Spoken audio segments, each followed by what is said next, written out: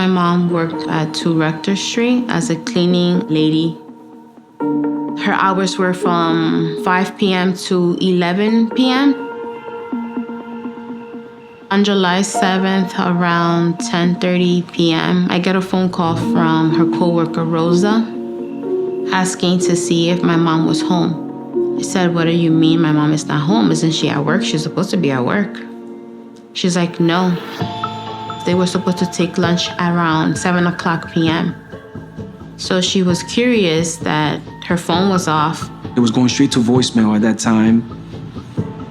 I called my aunts, my uncles. We actually agreed to rush to her job to see if we were able to find her. During the day, I was working in Turek as a security guard. So I went to the floor that she was working on. When I'm like screaming her name throughout the building, throughout the hallways, and throughout the back of the basement, I'm just trying to listen for anything. Maybe she was hurt, maybe she was somewhere that she can't be heard. People saw her like coming in the building, obviously, but we do not see her leave. We spoke to the security guard that was there at the moment, and he said that he didn't see my mom coming out the building. So then we started calling the police. She was nowhere to be found. Every single case takes a little piece out of your soul. You cannot do this job unless you really care. You want to find out the truth. That's what detectives do. I've always liked the peek behind the curtain. What really happened? It's so important for a family to know who murdered their relative. I mean, that's my job. In New York City, the NYPD. This is it.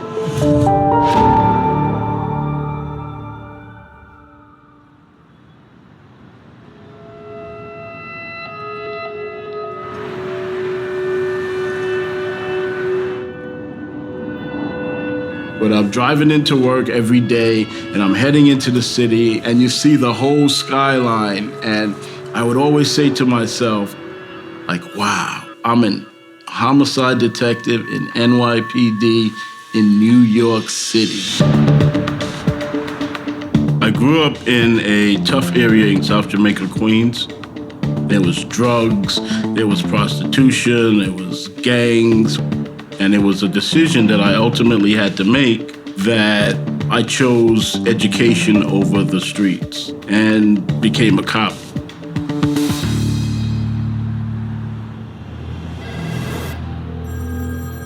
July 8th, 2009, we arrive at work 8 o'clock in the morning. The phones are ringing like crazy. We're getting calls from the 1st Precinct. We're getting calls from One Police Plaza. We're getting calls from the Chief of Detective's office. Everybody's talking about a missing cleaning woman in the financial district. I think the public is kind of consumed with what takes place with the stock market hours in that area, like what goes on and then the fast pace and the great wealth that's transferred and things like that. And that's the kind of sexy part of it. But you have workers behind the scenes. After the white-collar crowd went home, there's people that clean, there's people that mop, there's people that do repairs, people that have families that are working very hard to earn a living. Detectives responded to Rector Street.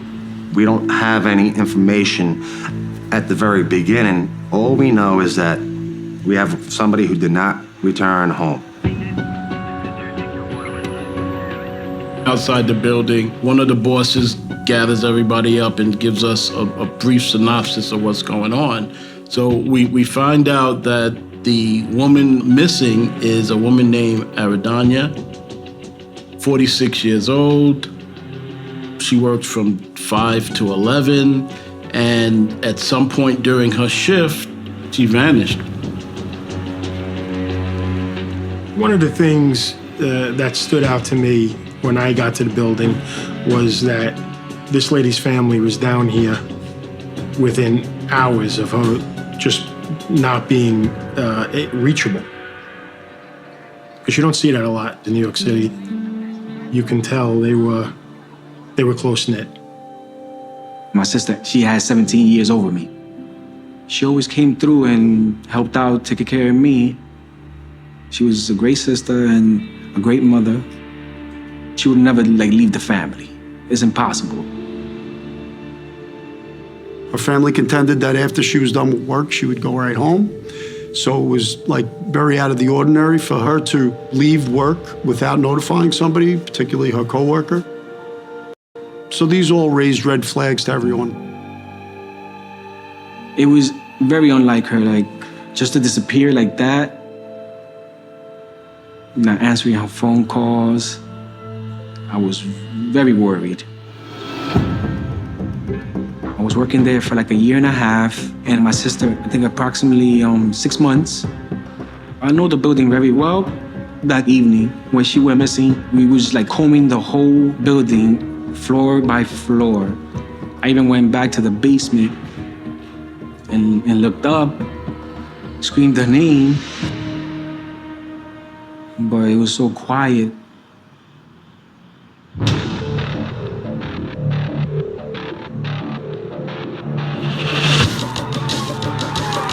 The location of where she went missing is in the heart of the financial district. So naturally, the police department takes that very seriously. Any case in Manhattan South, anything south of 59th Street, always seems to be amplified. I knew for sure this thing was going to get a lot of media attention. Her coworkers say that she always has dinner with them during their shift, but the last time they saw her was around 8 o'clock, and she hasn't been seen since. Basically, you have to do a search of every floor, and the building needed to be evacuated. So everybody, all personnel, the suits, cleaning personnel, elevator operators, anybody that was in there needed to be out of that building at the time that this search was conducted. There could be a dead body in the building and we don't know it. It's a little scary. One of the things that made the location to Rector Street so unique for a missing person case was the fact that it is like a self-contained environment. So there are only certain ways out, certain ways in, and everything else is just up. It's definitely a daunting task to search that building for anyone or anything because it goes up 26 floors. There was an all hands on deck. Detectives were brought in from other commands to help, not just the homicide squad and the 1st Precinct Detective Squad. There were detectives from Midtown South, Midtown North. Everybody is involved, but on top of that, you have helicopters in the air. This was a comprehensive sweep of the entire building, top to bottom, every nook and cranny. When they went into her locker, we found her purse was still there. I had a mom and 4 sisters, and they don't go anywhere without that purse. Basically an appendage. So it definitely set off bells and whistles. And then her push cart and hair clip were found on the 8th floor. What was the purpose of it being on the floor?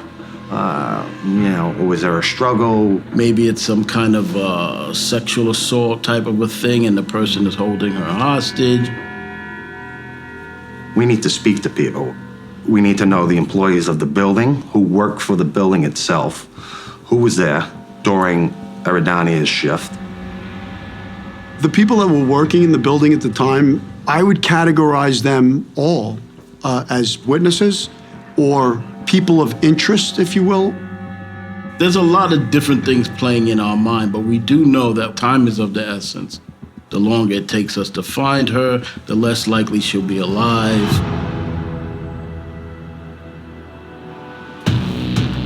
We knew that if she left the building, she would be captured by one of the many videos at one of the entrances. There are 32 cameras that were in this building. So 32 cameras at 8 hours a clip that you want to review, that you want to look at, is a really tedious act to do. So we sent in our best guy, Brian McLeod, known as the video guy. He's a fantastic detective. Brian's a very quirky fella. It's an important job. Not everybody can do it, and not everybody can deal with what we deal with. This, I'm gonna squash that fly, I'm telling you. Brian's intense. When he gets focused, he likes to put his headphones in, and he listened to heavy metal music. Headbanger? Yeah, well, you know, when I was younger, I had a mullet, so. I always had my heavy metal music going at work all day. He just has the patience and the diligence to just stay there and stare at a screen for hours. We knew that if she left the building, he was going to find her or anything else that may have looked suspicious. You don't want to miss something. All you need is that one frame that you're going to miss something. I got it.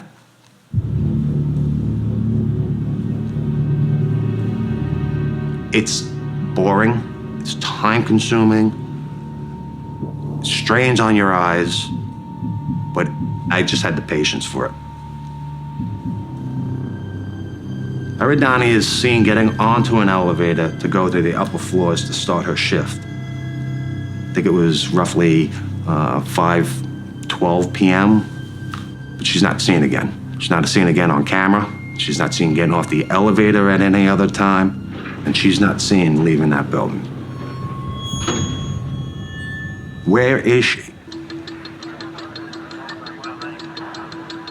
In order to understand her better, you do a complete background, find out about relationships, whether they had financial troubles, everything you can about the victim.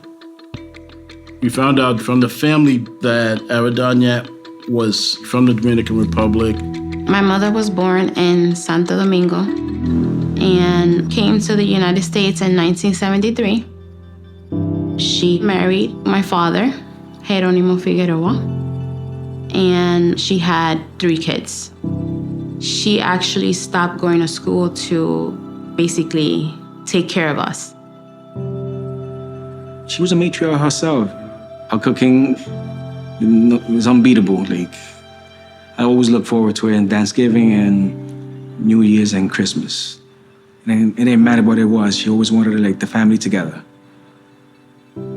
This brought back memories of my mom.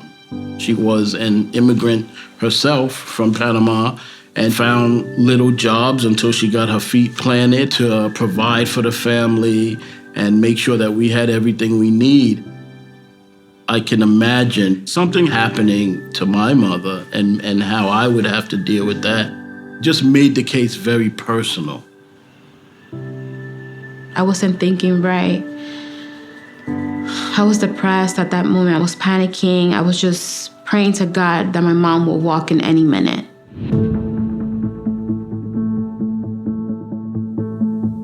With Aridanya, we found out that she was divorced and later reconnected with her ex-husband.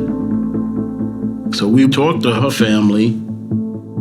He was not down at 2 Rector Street. So in the back of my head, I was thinking, well, why isn't he here? If the daughters are all here, the brother is here. He is our very first suspect, and we need to interview him, find out what he knows. Besides the husband, the family said several days earlier that Aridanya was what she thought was being stalked by someone that worked in the building. My sister said she had a couple of bad vibes. She mentioned one guy looking at her, like when she was taking the elevator to the floors to clean. The news reporter came into the house to interview us. Her kids say her mom was nervous about a man who worked also in that Rector Street office building and who she believed was stalking her. He used to look at her weird, and she was nervous. So while she was cleaning, he used to stare at her. She said that someone was making her scared, following her. The person did it 2 times. But Eridania's daughter had told us that a couple of days prior to her being missing, he tried to speak to her again. Obviously, the family is very scared about this situation. She was very upset and worried about this situation that she mentioned it to her family. I told her, give me a chance to try to get her another job. And she's like, okay, you know, if it doesn't work in a week, she was gonna leave. It was something she was willing to quit her job about because she felt unsafe. And the fact that it happened multiple times, would he assault her? Would he take her? Would he abduct her? How far is this guy willing to go? Knowing that the stalker knows the layout of the building and the exits and entrances of the building? It's somebody that was there daily and knew where people went, at what times, what time the building shut down, what time it opened up, who was where, when. It became very important to identify this person as soon as possible. While we're looking for that guy, detectives were dispatched to interview Eridania's husband and verify his whereabouts. His story was that he was working that evening until about 8 o'clock, at which time he went home to their apartment. He was the only one that stood home to see if she was to come home. The detectives were able to verify his whereabouts and put it to bed. At this time, we were confident that he had nothing to do with the disappearance of Eridania. Meanwhile, we were able to contact the stalker. We brought him upstairs to the squad, put him in the interview room. He claimed that he was playing ping pong with friends that evening when Eridania was at work. And all of those people that he claimed participated in that event that were with him were interviewed too, thoroughly and in detail. And they were able to rule him out as any particular person of interest.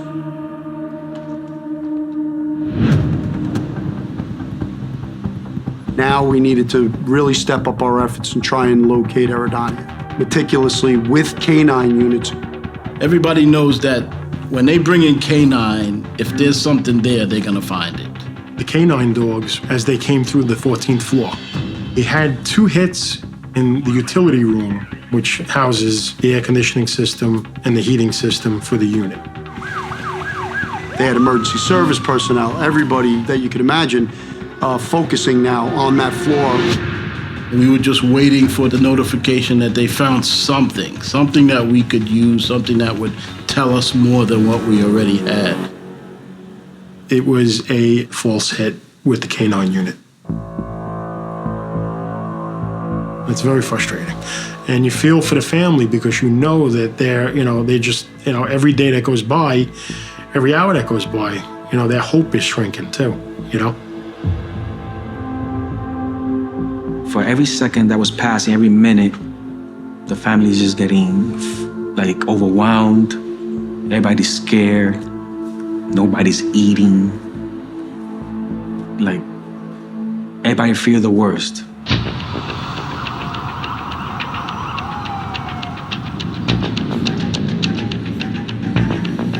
There were so many cameras, and I'm talking about hundreds of hours worth of this video.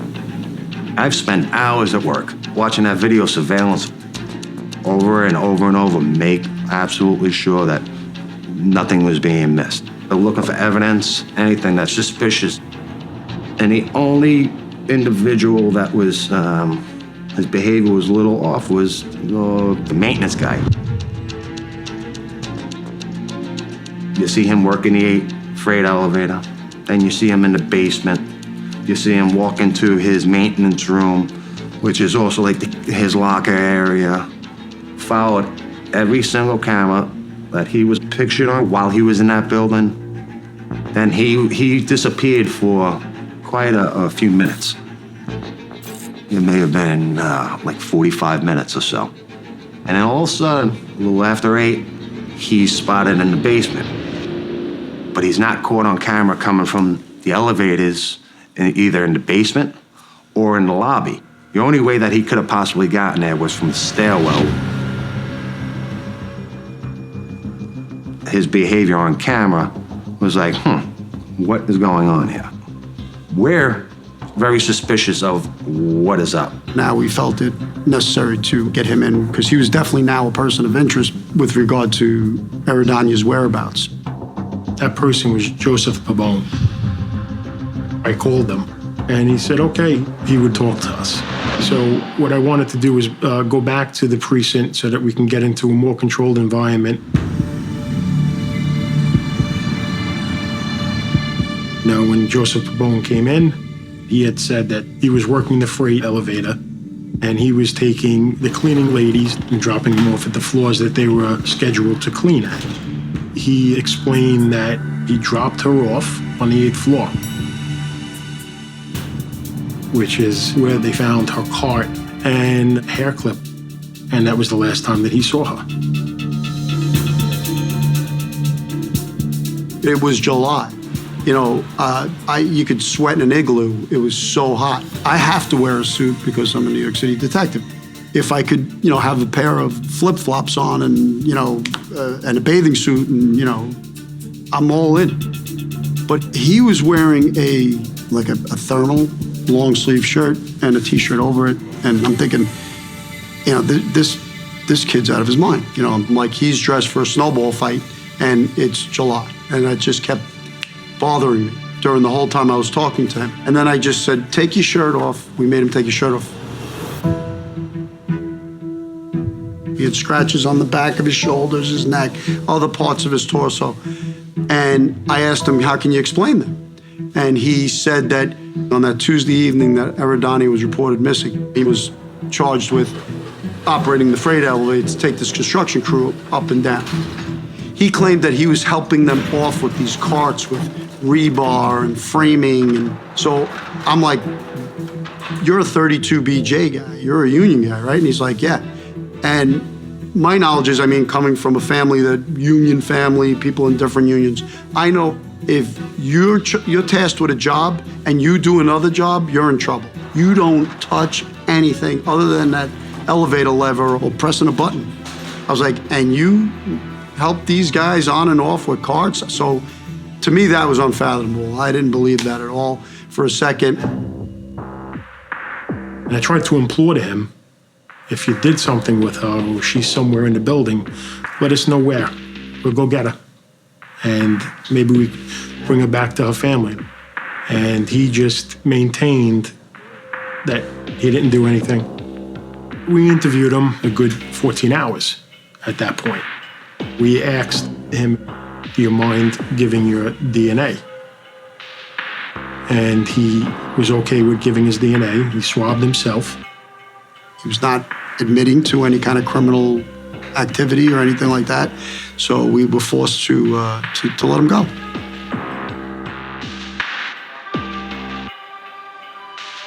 We don't have a body to charge him, but I made it known to my supervisors that we believe that this guy right now is the #1 person of interest. And at that time, we started following Joseph Pabon and watching his whereabouts because possibly he could have her somewhere. He could have her at his house. He could have her at another building or another site. We put a couple of detectives on him and to follow him around and just to keep up with his whereabouts. We wanted to provide 24-hour surveillance on Pabon. So we set up different shifts. If he made a right, I made a right. He made a left, I made a left. When he went into a diner, if he stayed in there too long, we sent someone in to make sure he was still there. And we weren't trying to be inconspicuous. We had no problem with him knowing that we were following him. It was like cat and mouse game, us against him. We weren't gonna lose this. We've been looking for her for a couple of days now. We can't find her on the video. We can't find her actually leaving the building. We looked at every nook and cranny of the building from top to bottom and couldn't find her. It's like, it's just not making sense at this point. So now, not only did we feel deflated, but that also made our jobs a whole lot more difficult.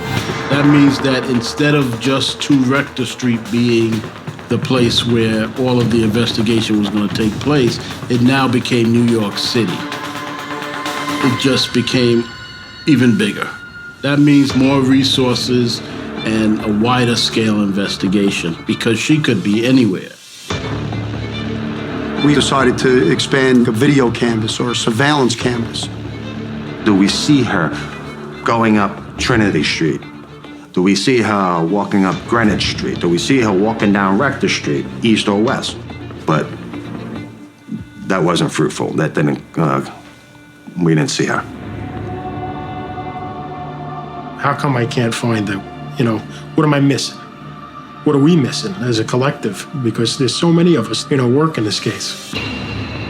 During the search, a little bit north of Rector Street, there was a store, and we found video of Joseph Pabon from Tuesday when Eridania went missing. We were able to get a copy of receipt from the vendor that Joseph Pabon had purchased alcohol inside that establishment.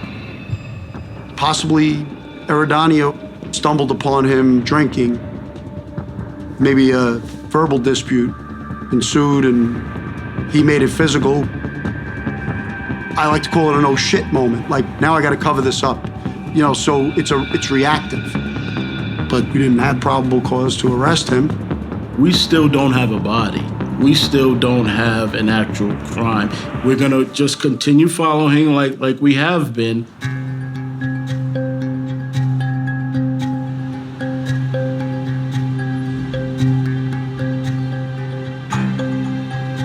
We are now looking at areas where a body could be dumped rather than where a person could run off to. We thought that maybe she was put into one of the trash containers and then they're taken away by a private sanitation company. We sent detectives out to Pennsylvania to sift through the area in which they dumped all their trash.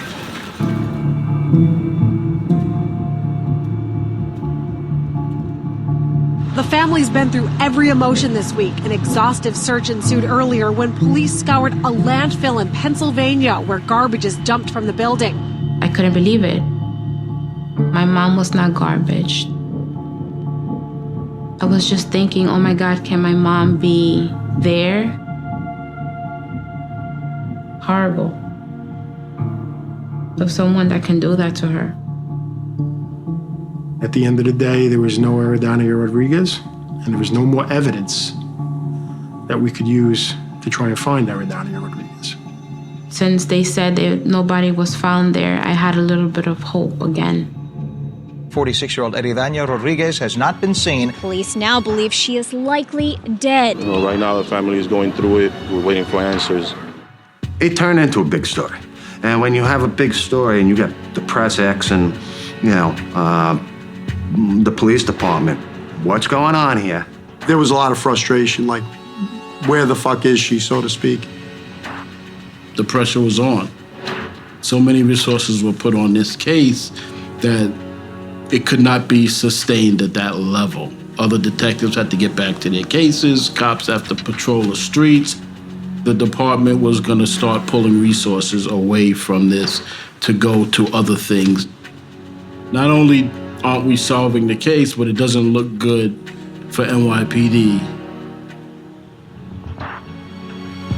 Now we start getting a little bit of heat from our bosses. We're like, shit, Chief Matarazzo, who was the chief of detectives of Manhattan, had us all in a meeting. And at one point, Chief Matarazzo turned to me and he goes, hey, John, well, what's going on? What do you think? Where is she? And I just turned to him and I said, she's got to be still in the building. He goes, let's get another canvas on that building. Here we go again. We're searching this building. She did not leave this building. Get in there, find out where the hell she went. And they called in 10 sergeants and 100 officers to search every nook and cranny of that building, floor by floor. We were all vested. We spent so much time with the family, with the whole case. So we all wanted it to be a positive outcome. unfortunately, that's not what happened. I got a phone call from a detective who was in the 9th precinct, and he said, "John, I'm on the 12th floor. I just got off the elevator. You're gonna wanna come up here." Floor number 12 was under construction, bare bone walls, just concrete, no sheetrock, no furniture. When I got off the elevator, the smell that was on the floor is the smell of death. And the detective was like, "Take a look inside." And I could see some blood and residue coming from the air conditioning duct. We had ESU and crime scene come, and we opened up the air conditioning duct, and she was inside. Well, now you know you for sure have a homicide. The original search, those dogs weren't making up the scent that they were getting. The air was passing and rising. On the second search, that air duct was shut off and the air stayed stagnant where Eridania was found on the 12th floor. Unfortunately, there was decomposition, which made physical identification impossible. But we can make assumptions at that point that it was Eridania. She was bound, hog-tied, hands behind her back, mouth duct taped. The duct tape, I remember, wasn't typical duct tape. It was almost like a caution tape, yellow and black. Oddly enough, Eridania had a crucifix that she wore around her neck, and it was in her mouth. There was a lot of people theorizing that it might have been some sort of a ritualistic intent. When you think about doing that to a person, and then, man, he put her in the air conditioning duct. Like, who would even think to go to that extreme? Like, that's how I'm gonna hide her.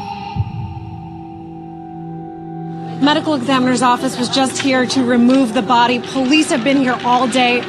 We're waiting to hear who they found in the building. A lot of us still hope it's not her, but I have a bad feeling.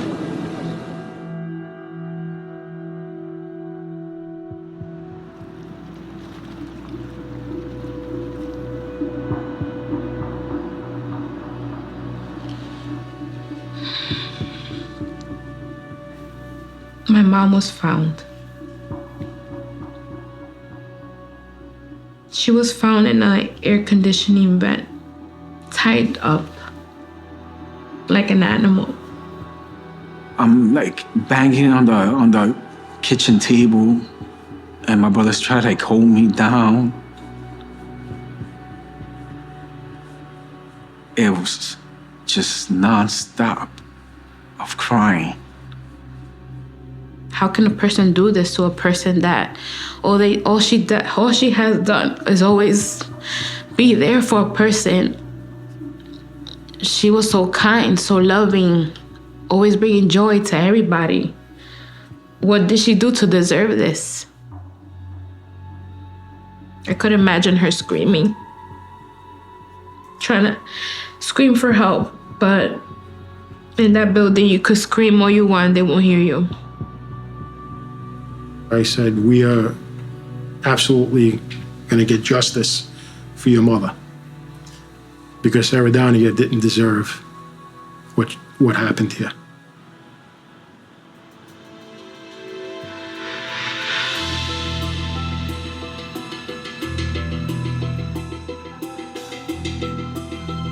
I was tasked with attending the autopsy. I knew that whatever was found there, was definitely going to help the case. Cause of death to start with, and then forensic information. Sexual assault was ruled out. There were no signs of blunt trauma, no stabbing, no gunshot wounds, no skull fractures. Her hiatal bone was intact, so it wasn't something done with a ligature or anything like that. Because of the constricted nature that Eridania was in, being bound, her head was kind of pushed forward and her neck was down. She was duct taped, so she couldn't get a lot of air. So it was deemed homicidal asphyxiation as the cause of death. She was probably alive when somebody taped her up. lifted her up off the floor, and he put her in the air-conditioning duct and sealed it back up.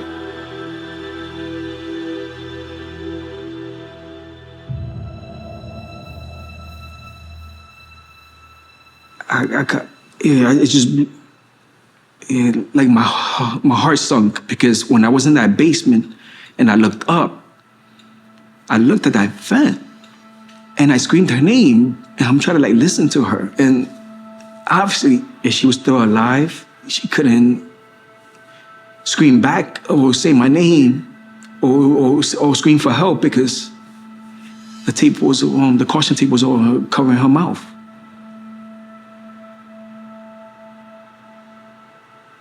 People say, it's not your fault, don't think that way.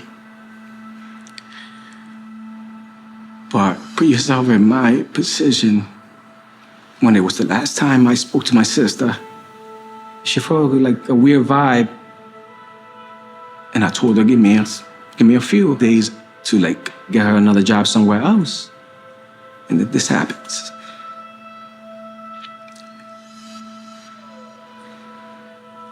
I guess I dropped the ball on that one too. Not letting her quit. And not combing that vacant spot in the 12th floor.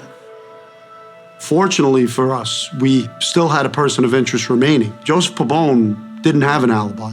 He actually was in 2 Rector Street working when Eridania was working. Joseph Pabon was the only person that had scratches on his body that weren't properly explained. During an autopsy, they take DNA swabs, they take fingernail clippings to see if there's any DNA that doesn't belong to the victim. The only problem with that is it's not like a COVID test, like you get it back in 15 minutes. We had to wait for those results, and we were hopeful that we were going to get back a connection between Joseph Pabon and the DNA samples that were taken from Eridania.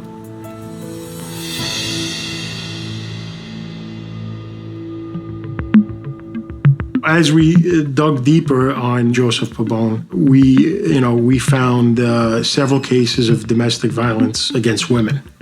In one case, after an altercation with his ex-girlfriend, he took a bowling ball and smashed out the windows of her car. That kind of made us feel even stronger that it's possible that this guy had some kind of breakdown or issue where he completely lost it with Eridania.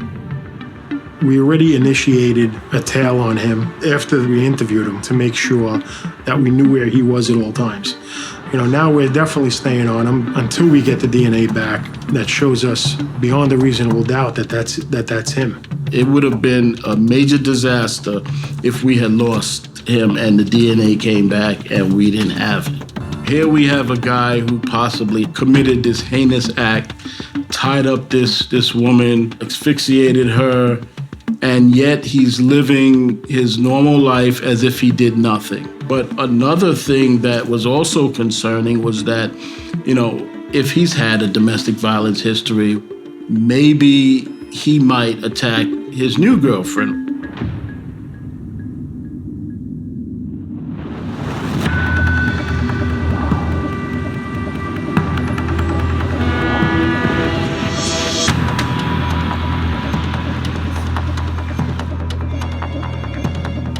On July 17th, I received a call that the DNA came back, and it's looking like 2 billion to 1 that it's Joseph Pabon. When we got the arrest warrant, I made a phone call to Al Titus and told him it's a go, time to arrest him. He lived in Staten Island. He pulled off of the main street and went into one of the back streets, and we surrounded him, came out with our guns out, and told him to stop the car. When we finally pull out Pabon and arrest him, his girlfriend was in the car too. She may not have realized it at the moment, but at some point, I'm sure she realized, like, wow, I was living with a killer. We possibly saved her from being the next victim. It was a great conclusion to a long, drawn-out case that allowed us to to get the guy, which was good, to get Pabon off the street. When we finally got the news saying that they arrested Joseph Pabon, like, on murder charges, and everybody's like screaming with happiness and crying, I was happy, but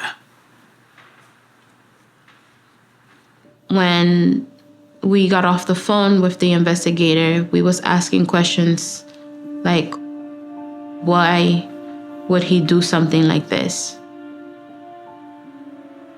I've been working with this guy for like a year and a half.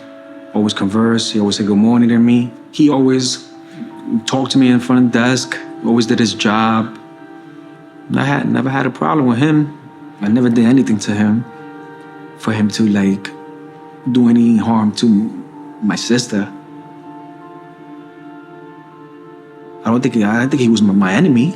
He was my co-worker. He's brought back, placed in a cell in the 1st Precinct Detective Squad. Everybody's fucking psyched. I was chomping at the bit. I wanted another crack at him. I wanted him to admit what he did. It was personal at that point to me. Unfortunately, he invoked his right to counsel and never got a crack. But at the trial, Joseph Pabon was convicted and sentenced to 25 years to life. And that's a fate he definitely deserves. When they mentioned that he was guilty, I just broke down.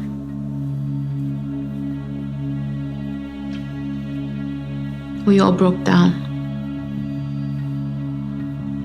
He wasn't sorry. He was laughing while looking at us. That really broke my heart. It took every strength from in every little bit of me in my gut not to rush straight to him. I just wanted to punch him like in the back of his head, like I wanted to like choke him out.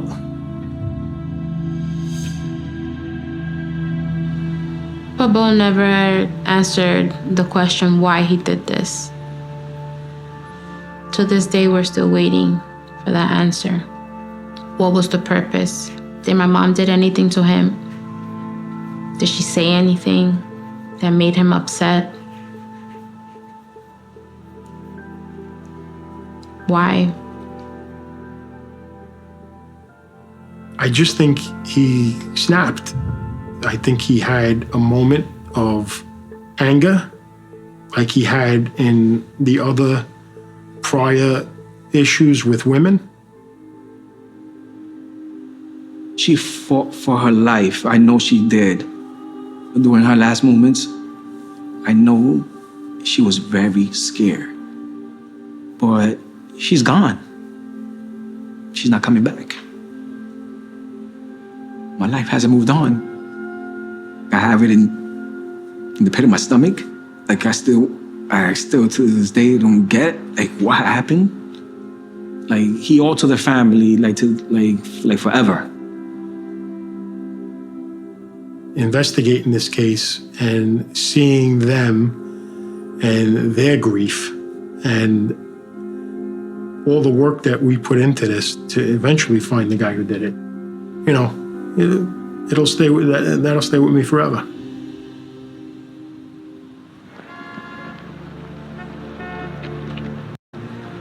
I remember growing up thinking of NYPD as the biggest gang in New York City.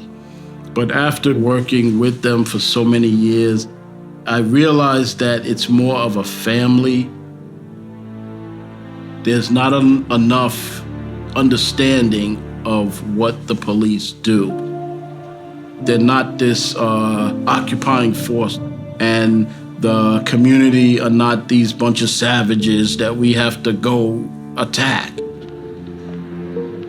So a couple of years after the trial, I retired with the goal of doing my best to bring the two entities together. I went from Detective Titus to Dr. Titus, teaching at John Jay College of Criminal Justice. An arrest is removing someone's freedom. Working with future law enforcement. Hear all of the facts and the evidence, and then determine whether or not an individual's guilty, not just based on their looks or some kind of stereotypical bias that they may. My goal is to get you to understand that there's a lot of different perspectives. Some are like yours, some are very different from yours. And when you go into law enforcement, you have to acknowledge that. And you can't treat them differently because they're from a different place, so that the students can understand that this is the world they're going out into. And that's what's important to me. Work for the common good of everyone to make the world a better and safer place.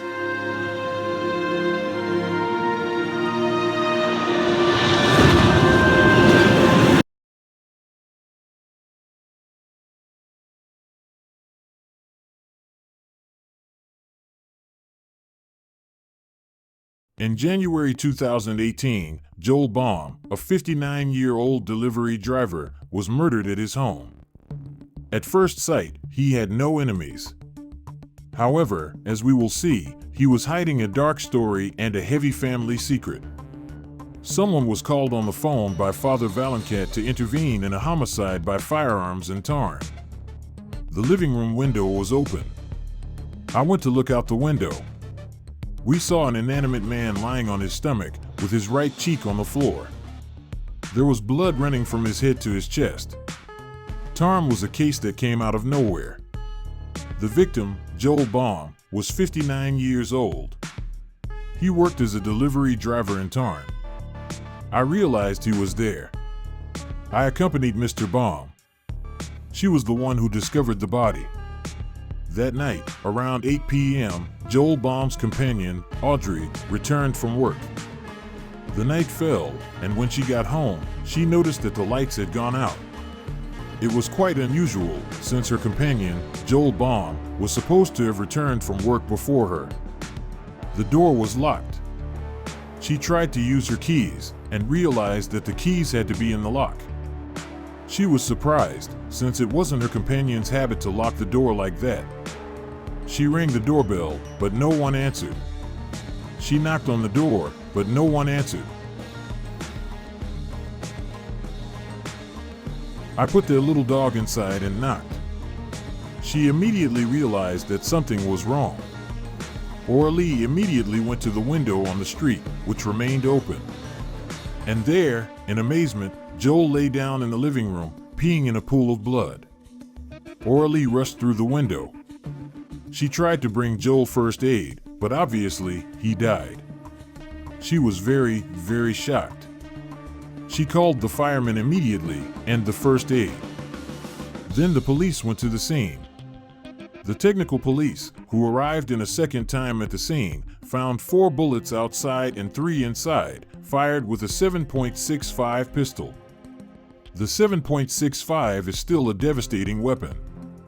These ammunition were fired with the barrel of the same weapon. The most probable hypothesis is that someone rang the doorbell and that Joel Baum opened the window.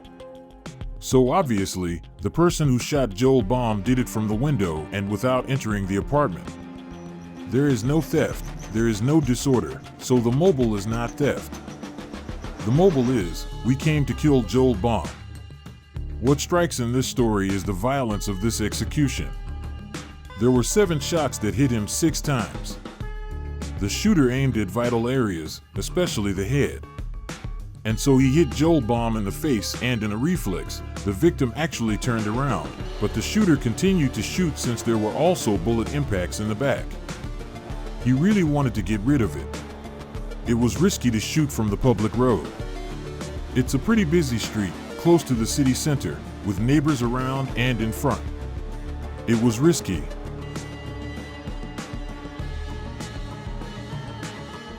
He was a determined person and with cold blood.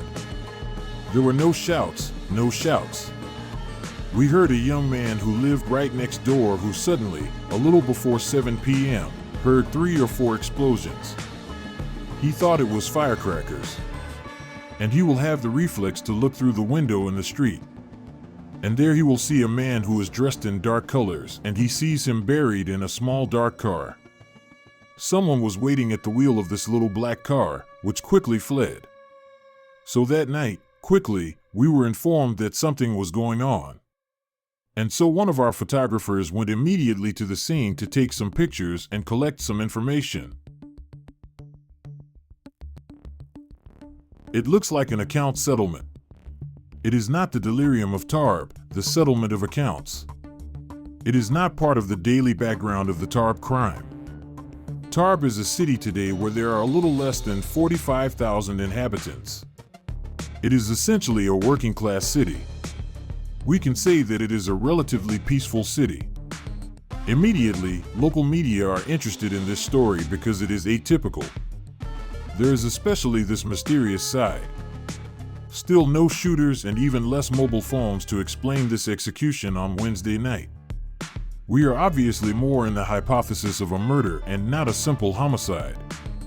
But no concrete lead is currently being followed by investigators. We look in all directions and his entourage, like in any investigation of this type, is the subject of verification. So obviously we followed the case closely. We went to question the neighborhood. We also tried to get closer to the relatives. But no one knew who could want Joel Baum so much. He had a very good relationship with his neighbors. He was a person who was nice, making the impression of the neighbors. He was rather jovial, even a joker. He had moved to Tarb a few years ago. He was originally from Ugger. Joel Baum came from a modest family. A minor father, a mother at home, and no less than 8 brothers and sisters. He became a driver, therefore a transporter. He had a CDI. He was professionally established. Someone stable. On the day of the incident, he was in training. He came home for lunch. His companion did not report a feeling of pressure that would have animated his companion.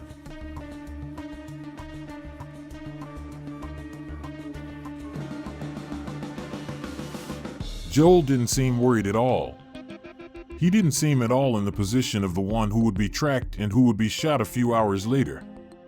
Joel Baum was passionate about wild boar hunting. That is to say that on his Facebook profile we could find pictures of him during his fights. Very quickly, investigators will be interested in Joel Baum's hunting friends. Very quickly, it turns out to be an impasse. Investigators will then be interested in Joel Baum's love life. Joel met Ora Lee, who was already the companion of Joel Baum. Joel Baum then had a relationship with Ora Lee. We can say that Joel Baum's son did not hold a grudge against his father. It was quite natural. Ora Lee is 30 years younger than Joel. It's a surprising age group. Many have spoken about their different ages. We wonder, of course, to know if there is a dispute in the couple, etc. But in this case, nothing of the sort. Quite the opposite. It was a very good couple. The couple lives modestly. So we quickly move away from the track of a scrawny mobile, in the sense that Joel Baum was not someone known to be easy. His sister, Anik, with whom he is very close, tells the investigators that a few months earlier his ex-husband was threatening, both to her and to Joel Baum. Because Joel Baum was involved in an altercation that they both had, a couple conflict, where Anik Baum's ex-husband physically raped her. The ex-husband had threatened Anik Baum and his whole family to put a bullet in their head.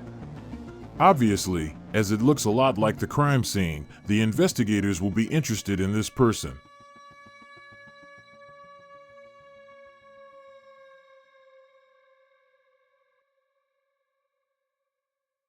They will question him. He admitted that the separation was going wrong and that he could have kept this kind of talk, this kind of threat. In any case, he was the author of Joel Baum's murder.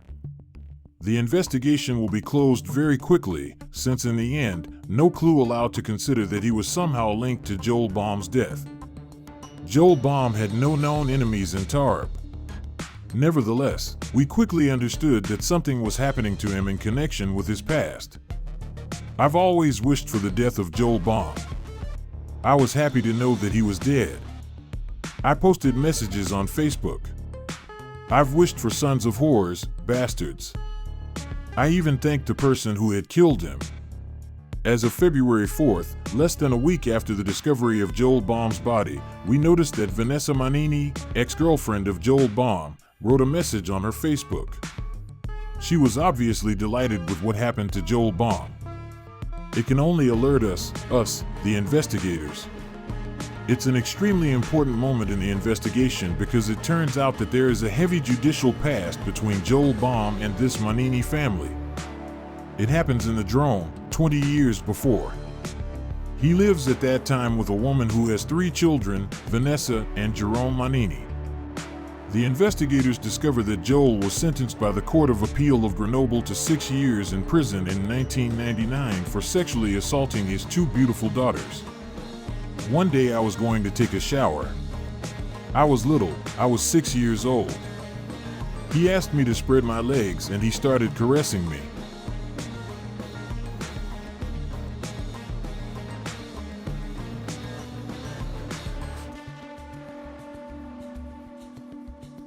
Since that day, he hasn't stopped.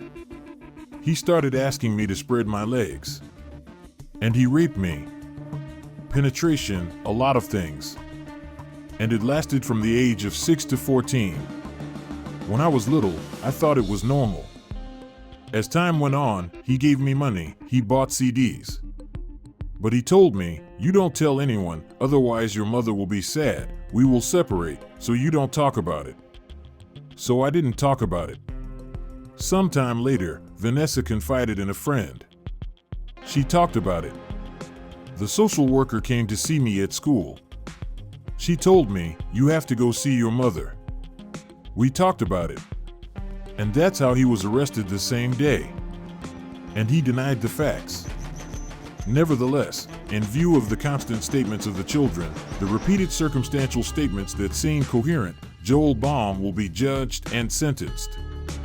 He was judged for sexual assault. He should have been judged for rape. There was evidence that he had raped me. The case was about penetration, digital penetration. But the judicial institution at the time considered that it was preferable that it be judged more quickly and less brutally for the victims than the correctional court. He wasn't punished the way he was supposed to be punished. It generated anger. I saw a psychologist and I was a little revolted. Because whatever I did, it didn't last long. Joel Baum was incarcerated from 2000 to 2005.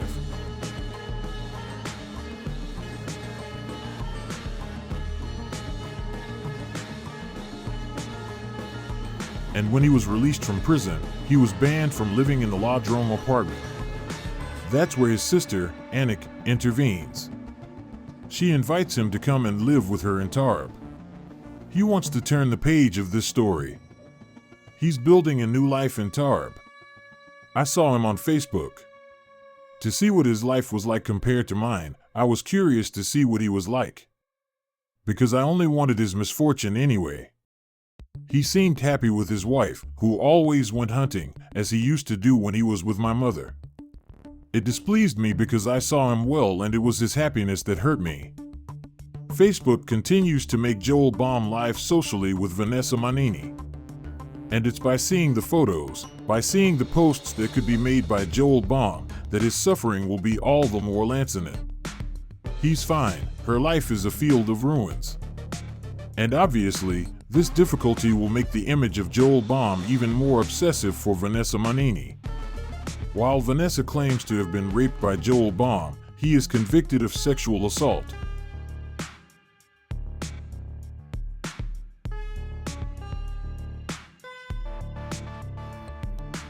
Alan, what is the difference between these two qualifications? Article 222.22 of the Penal Code specifies the incriminations in terms of sexual crime and crime. And it must be said, these incriminations have evolved a lot over time, sometimes in an extremely contradictory way. Rape, sexual assault, and sexual assault are 3 different offenses. They repress distinct behaviors and are pursued and associated with specific offenses. First, the most important rape is Article 222.23, which specifies that it is a sexual assault whose specificity lies in the existence of a penetration. Sexual assault is committed with violence, constraint, threat, or surprise. As for sexual offense, it necessarily involves a physical contact, a sexual connotation with the victim, without violence, and generally concerns, or most of the time, only minors. Rape is therefore a crime, and is treated as a crime, while other sexual assaults are only offenses. All are constituted when they have been imposed on the victim by surprise, by force, or by force, whatever the nature of the existing relations between the aggressor and his victim, including if they are united by marriage. And how many years of sentence are there in France? So, in 2023, the latest figures known at the time we are talking about, there were 1,304 convictions for rape, including 285 concerning minors, and 9,257 convictions for sexual offense, including 1,332 concerning minors.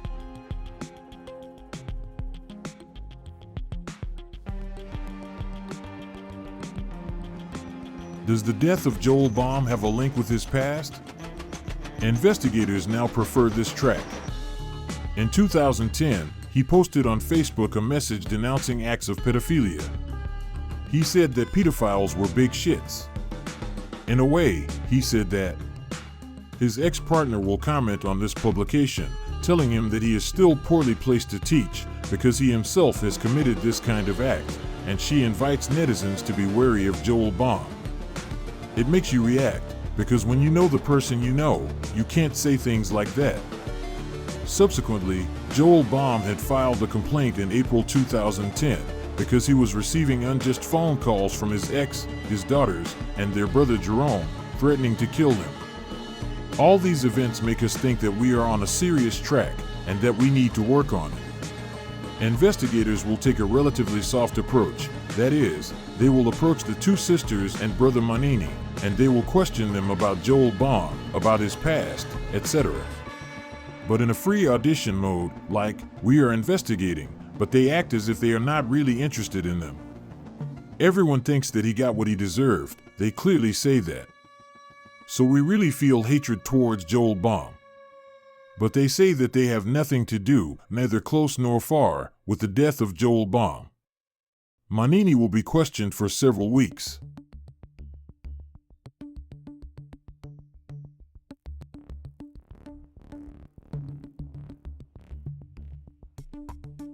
It will not give anything, because in reality they don't talk about it.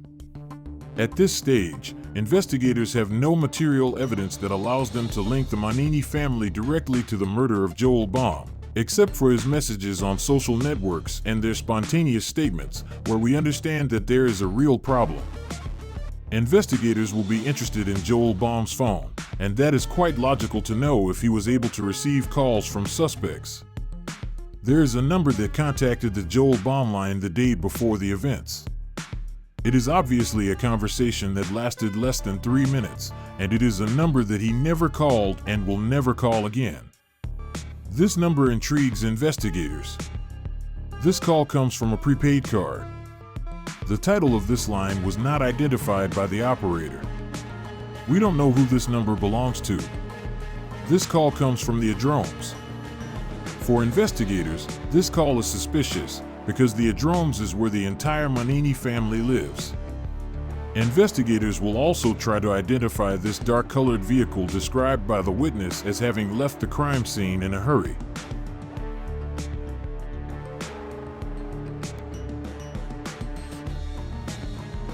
We work on video surveillance and establishments that can be found on the car's route. We have a car wash station, and we see a small car that drives very fast. We can't read the registration. We don't see the number of occupants in the vehicle. Video searches are not limited to the crime scene environment. They will question the highway companies. We do image search work on tolls on the Montelomar-Tarbes route. We found that a Renault Clio car had made the journey from the Adromes to Tarbes on January 31st in the morning, very early in the morning, and had left again in the evening, in the opposite direction, from Tarbes to the Adromes. It is a black Renault Clio. A driver and a passenger will also appear. Unfortunately, it is impossible to put a face on the two potential suspects in the Joel Baum murder. This vehicle was quickly traced at 11:24 a.m. in a TARP station. In short, a bird flight 500 meters from the home of Mr. Joel Baum. We will discover in the images of video surveillance two individuals. The first is about 30 years old. The second is about 20 years old. The driver is the one who will settle the case. He is dressed all in black. The passenger, dressed in a light-colored top and bottom, takes the gun, the pump, and performs a fuel supplement. These images are not very clear, which makes it difficult to describe a face, since their face is quite hidden by the wear of a cap for one reason or another. The investigators notice that this man, who wears this light sweater, we see that he has a ball-shaped arm.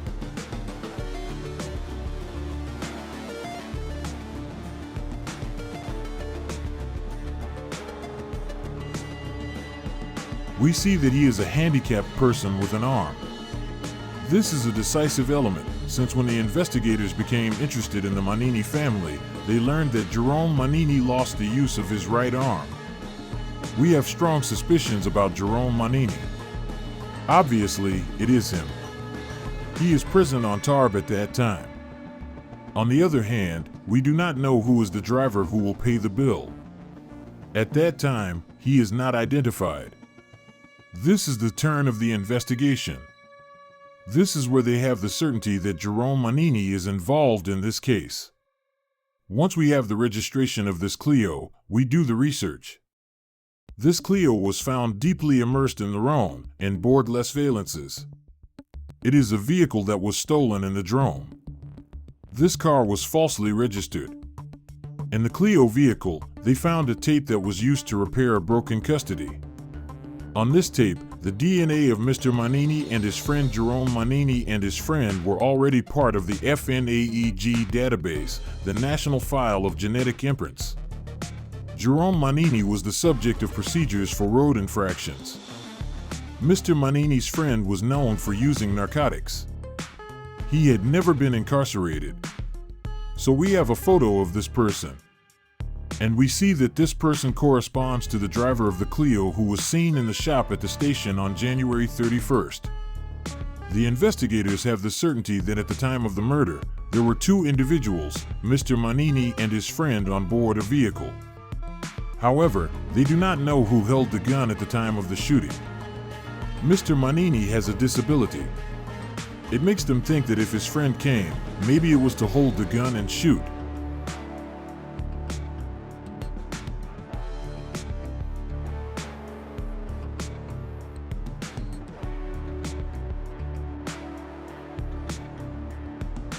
We have material evidence. We have two suspects. We have to intervene. We have to know a little bit who did what. And we need an explanation from these two individuals and the mobile phone. To know the reason. To have a confession is ideal. On June 5th, 2018, at 6 a.m., we called on Montelimar, Jerome Manini. When we were going to get in the vehicle, I told the boy, I asked my dad, when are you coming back? Of course, when you are a father, a police officer, and a father, it doesn't leave you sensitive. I learned about my brother's arrest, but I panicked. I fell out of the car because I had no idea. I didn't expect that. Jerome's childhood friend, who drove him to Tarbes, was arrested in Valence. When Jerome Manini was put in custody, at first, we thought he was innocent. Jerome Manini quickly understood that we were not going to arrest him without evidence, and that we still had, as we say in our jargon, a few bullets. Jerome Manini recognized, after 1H05 in custody, that he was the perpetrator. He wanted to tell the investigators the truth. He explained to the investigators that he had been thinking for many years about killing Joel Baum, that it was a project that had remained in the order of the phantasm, but nevertheless, he had already put in place concrete things, 2 years in advance. Jerome Manini explained how he got the gun. Jerome Manini had gone to Marseille, he had entered a bar, he he had asked for advice, and a person had come to tell him who he saw and what the price was for such a gun. He bought this Malo gun. And as crazy as it may seem, he got a gun in less than 35 minutes. He bought it 2 years before killing Joel Baum.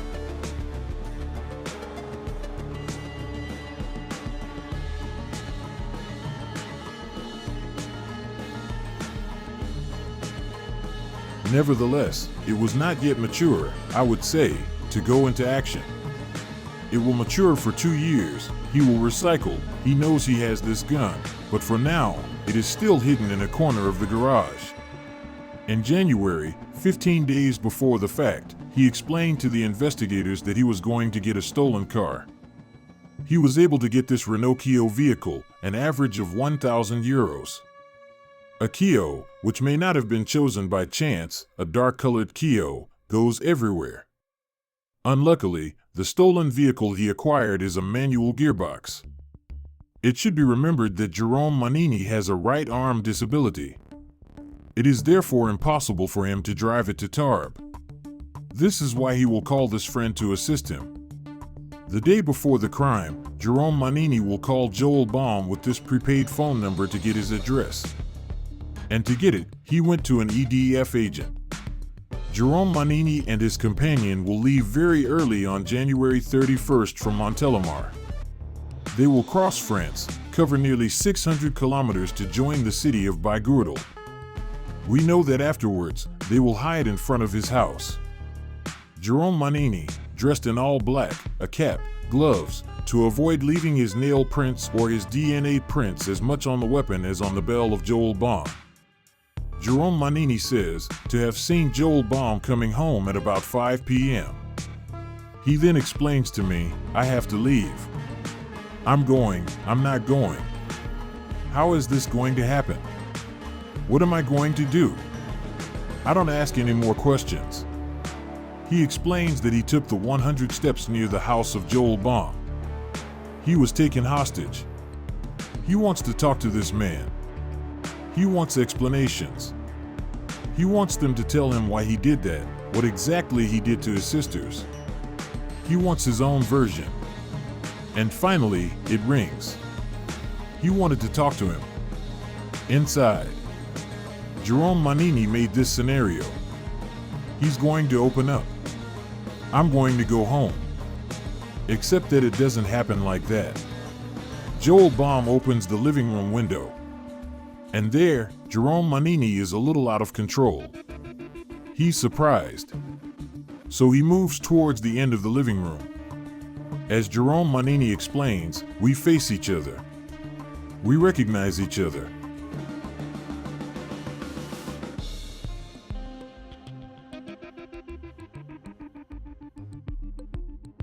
And I ask him, do you remember me? And Jerome Manini explains, I shoot. I shoot without looking. And he says, yes, at that moment, it's a wave of hatred that submerges me. And unfortunately, I'm going to empty my magazine. It was an execution. And once he executed Joel Baum, he left the vehicle. He goes back to the Clio and tells his friend, I shot him. And his friend asks him, but shot, what? And then he says to him, what? Run. So the two run away driving this car, take back the direction of the highway and leave on the region of the drone. Jerome Manini will get rid on the path of the gun that he claims to have thrown in a river. He will get rid of his gloves and all the clothing effects allowing to identify him. And they will get rid the next day of the car by immersing it in the Rhone. Jerome Manini was extremely organized and cold, almost clinical in the mission to execute Joel Baum. He tried to perform the perfect crime. I learned that my brother confessed. Shocked. I did not believe it. I would never have thought my brother was able to do that. Jerome Manini very clearly does not have the profile of the cold-blooded killer. He is someone who appears like a good husband, a good family man. Very fusional with his intentions. I have always said that he is like my twin brother. We love the same things. We laugh a lot together. I see him very generous. He has a good heart and he loves service. My brother had a protective side. Whether it was my mother or my sisters, he was always there and he helped everyone. I love him very much. He is my brother. Jerome Manini did not tell anyone about his criminal project. Jerome's companion, once we told her that Jerome had passed away, cried. If I had known anything, I would have stopped my brother.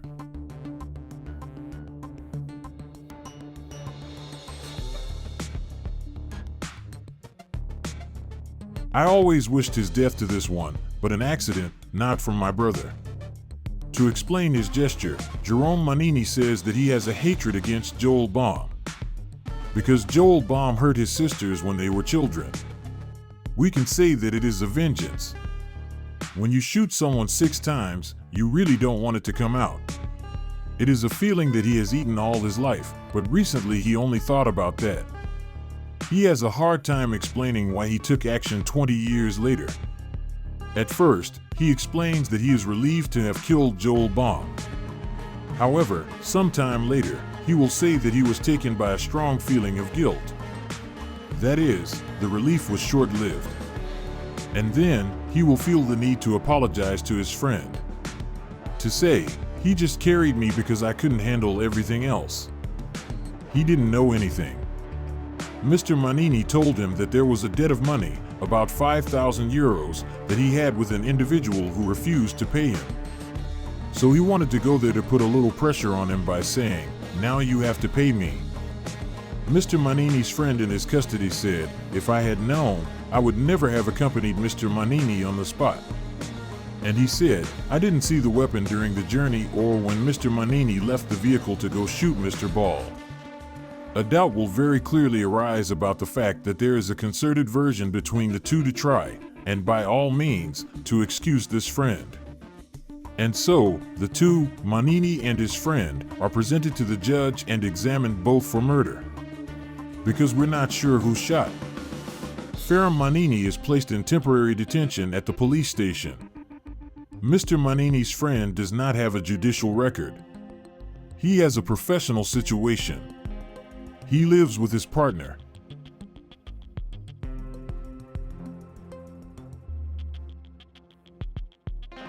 And it is in these conditions that the judge will place him under judicial control. While Jerome Manini is imprisoned awaiting his trial, the investigation continues with a central question.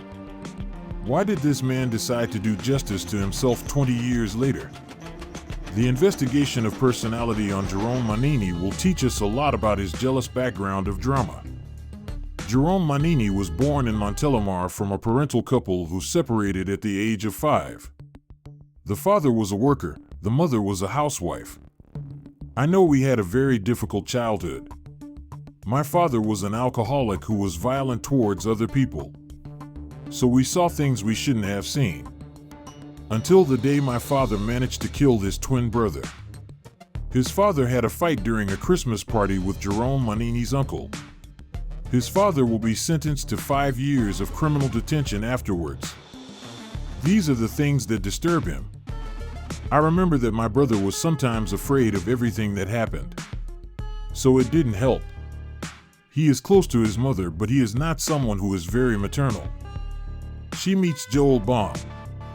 Jerome Manini is 5 years old. He quickly gets attached to this man.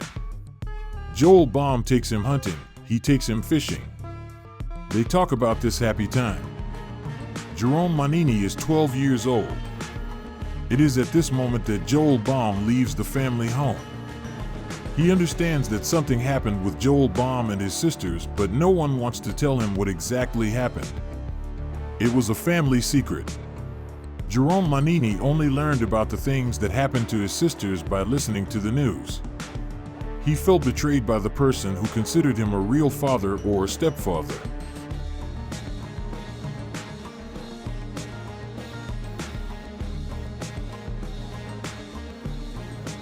He says that he feels guilty for loving this man who hurt his sisters. The thing that he can't digest is that he hurt his sisters in his presence. That means that he was sleeping in the next room. I know that he is also angry about that because he didn't see it. He couldn't have seen it. A pedophile is very smart and he couldn't have seen it at all. He felt guilty for not being able to defend his sisters. I think that it explains this insignificant suffering that leads him to commit the act.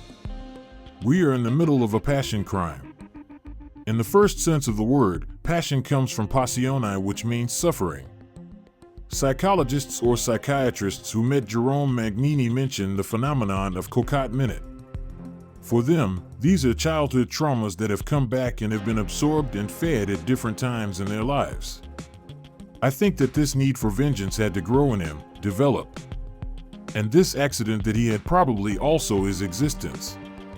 At the beginning of his career and at the end of his apprenticeship in 2004, he had a serious accident at work. A tree fell on his back. He will undergo several surgical interventions, but he will never recover the use of his right arm. Nevertheless, he will even find a job. But once again, fate is on his side. This company will go bankrupt and Jerome Magnini will go through a long period of unemployment. And it is at this time that he will begin to seriously the pain of the past. He was maybe more idle. He did not have a valuable image of himself. Did he want to give himself a role emblematic? A role of a masked Jerome Magnini was therefore deeply affected by what happened to his sisters and did not benefit from psychological support at the time of the facts. Alan, to whom this psychological support is it proposed in general? So it can be proposed to anyone who has suffered either directly or indirectly the effects of an infraction.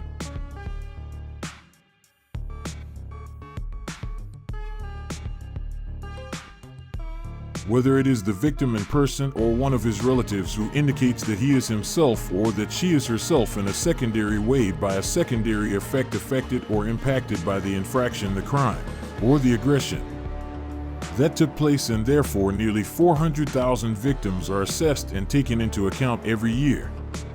It is the Ministry of Justice that drives the whole of the aid and support to the victims and finances it with the help of numerous associations present on the territory. And so this aid is taken into account by the state. This aid is taken into account by the state by the appeals, which have a specific budget affected by this effect, but the real takeover is made by about 200 local associations, which generally assume all the victims or specific only the minor victims, for example, or the victims of terrorism, the psychological support actions, and sometimes more important if necessary. 3 years after the facts, Jerome Magnini appears in front of the Court of Assises of the Hautes-Pyrénées for the murder of Joel Baum. He risks criminal imprisonment to perpetuity. So the trial will take place in front of the Court of Assises of the Hautes-Pyrénées on November 12th, so almost 3 years after the facts. Jerome Magnini appears for murder and his friend for complicity of murder. Two families oppose each other.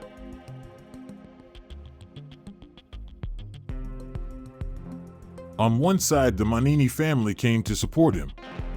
On the other, the Baum family came to ask for accounts. Their violence was extremely electric. There was pain on both sides. It was complicated to testify, especially when I saw my brother here behind the windows. I cried. The best defense is the attack. Jerome Magnini's is to do the trial of his victim Joel Baum, who will be presented especially by his sisters as a dangerous pedophile. So now we're really in the details, quite sordid it must be said. Jerome Magnini's sisters, they described what they suffered at last. I didn't talk about it to my brother. He didn't know everything he did to me. He knew the sexual assaults, but not in the details. It was taboo at home and we shouldn't talk about it. I think my mother wanted to avoid the subject so we wouldn't doubt her. Vanessa Magnini is very angry with her mother. She thinks that her mother couldn't protect her from her companion. She can't get over this injustice and she's actually blaming Vanessa. She's a young woman with a scar. When I talked about it to my sister, she was less confident, so I talked to her a lot. All of this was repeated to Jerome Magnini in the evening on the pillow. He was taught by his wife with his sisters. It made things worse, and it made my brother. I was going to kick him out. I was going to stop him. But when I went to his house, he was drinking and I couldn't see him. I thought it was because of his disability or his accident, but I think there was a lot of that. He sleeps with it, he wakes up with that, and these are intrusive thoughts, and by the way, the experts will be able to talk about post-traumatic stress. He took the trauma of his sisters to justify what he called an act of violence quite simply. In court, I said it was my brother who loved me the most because he didn't forget everyone in the family had forgotten. She wanted to defend me, and he wanted to fix me.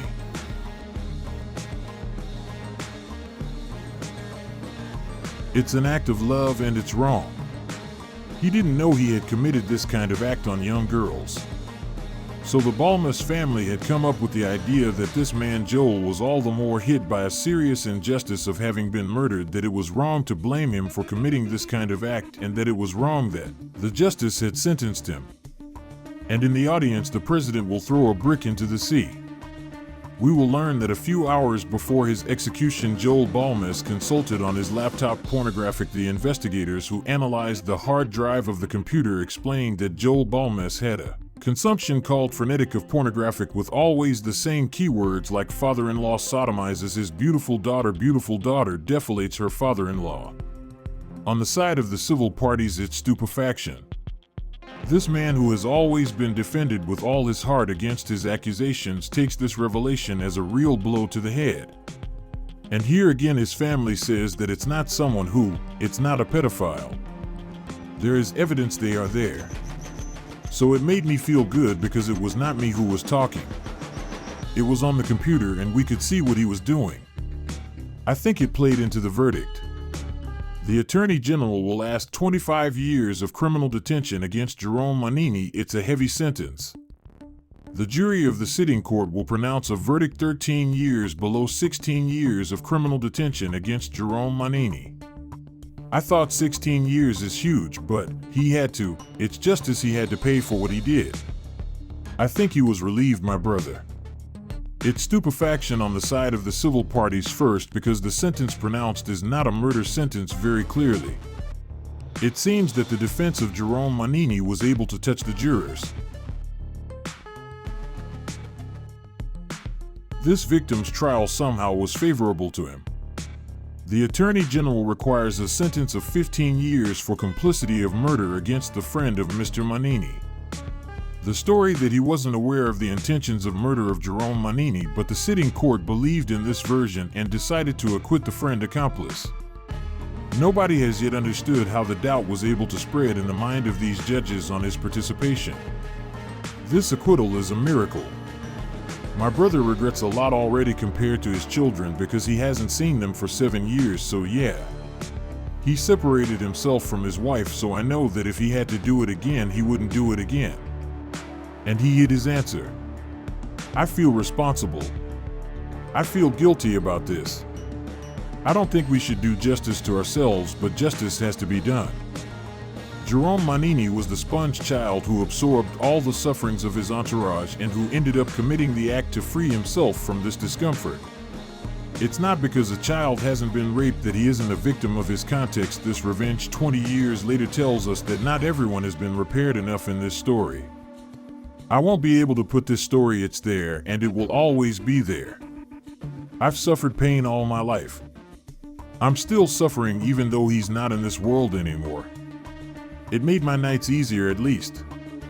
I sleep better and I'm relieved that he's not there anymore. After 7 years in prison, Jerome Manini will be able to claim parole in a year.